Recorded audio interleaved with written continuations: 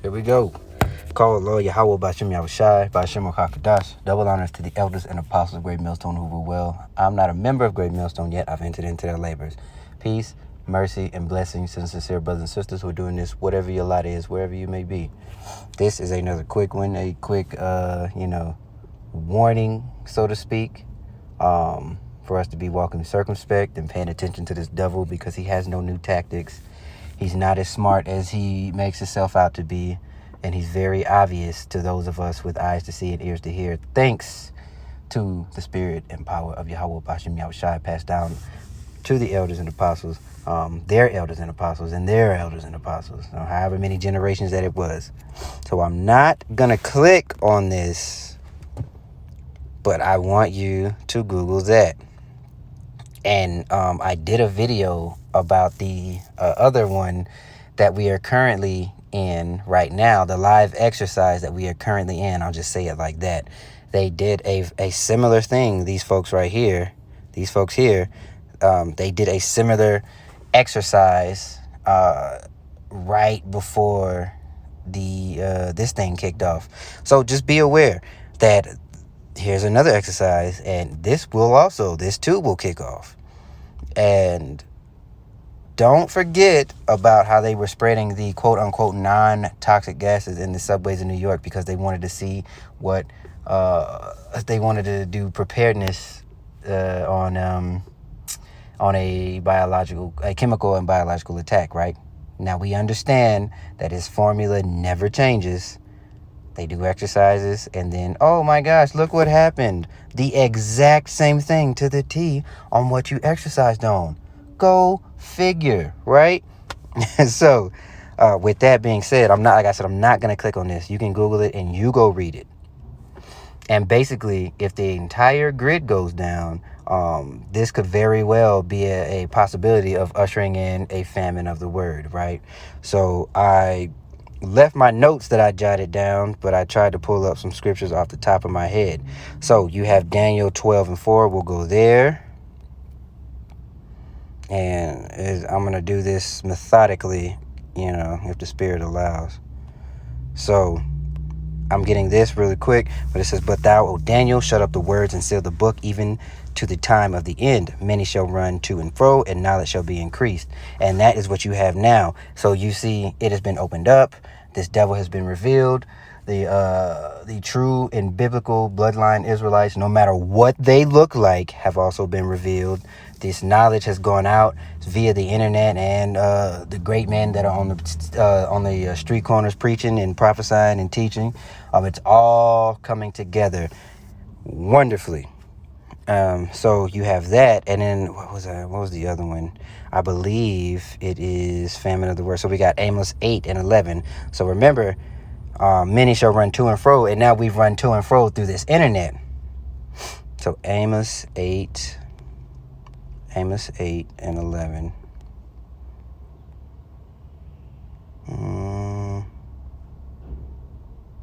We'll start at 10. "And I will turn your feast into mourning, and all your songs into lamentation, and I will bring up sackcloth upon all loins, baldness upon the earth, baldness upon every head, and that is a symbolism of folks mourning, because that was a tradition. When you were in mourning, you shaved your head off. And I will make it as the mourning of an only son, and in the end thereof as a bitter day." And here's the point that I wanted to get.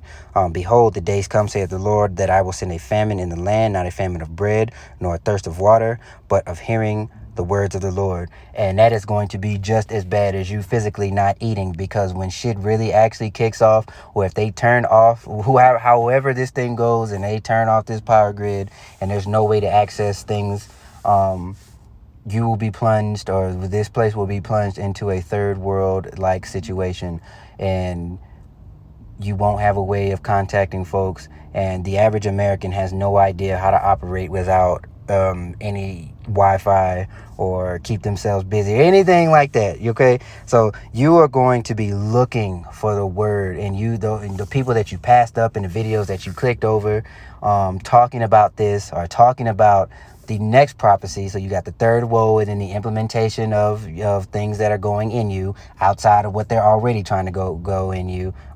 This right now is the precursor. When they start pushing that, you are going to be scrambling, trying to look for somebody with some understanding. And you're going to be looking to see if you hear the name Yahweh Shai. If you're going to be looking to hear the name of Yahweh Shai, but you ain't going to find it. All you're going to find is Yeshua and Ahia and Jesus and Christ and all this other stuff that's telling you to go along. But in your heart of hearts, you know you ain't supposed to go along, but it'll be too damn late. Okay, so we'll get 2nd Esdras, I believe. What did I got? 2nd Esdras 9, and that'll be the video. Starting at, I think it's 9 and 9. We'll get that, and then that'll be it. But I highly advise you to read the playbook of what's coming that I just pulled up on the Google. Let's see. Dang, I'm going right by it. Okay. So here is the latter end of those that choose to do what they wanted to do. They chose to be in the house of mirth when they were supposed to be in the house of mourning. All right. Then, this is 2nd Esdras 9, starting at 9. And here we're reading the highlighted portion. Then shall they be in pitiful case, which now have abused my ways. They that have cast themselves away despitefully shall dwell in torments. For such as is in their life have received benefits and have not known me. And they have loathed my law while they had yet liberty. And when as yet place of repentance was open unto them, understood not, but despised it. And that spirit was given unto them to understand not. Because the Lord righteously was going to judge them. And if we were to get judged, those of us who are trying our best, even now, if we were to get judged, he would be righteous in doing it.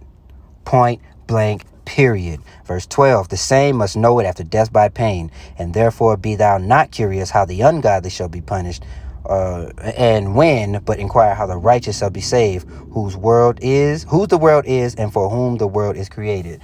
So, at the end of the day, Yahweh Bashem Yahweh Shai is in control of all of this. Everything that happens, he is in control. He is the creator of all through Yahweh Shai. Giving